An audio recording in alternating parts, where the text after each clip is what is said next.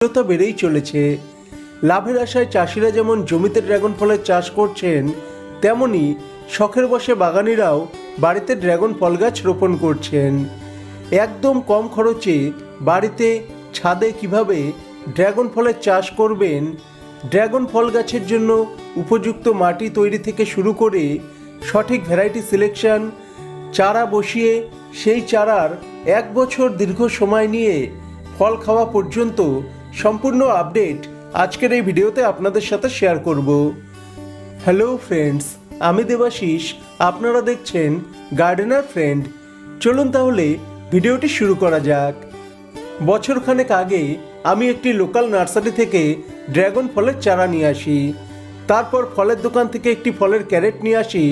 সেই ক্যারেটটি চটের বস্তা দিয়ে কভার করার পর ড্রাগন গাছের জন্য প্রয়োজন হয় একটি পিলারের। এই পিলার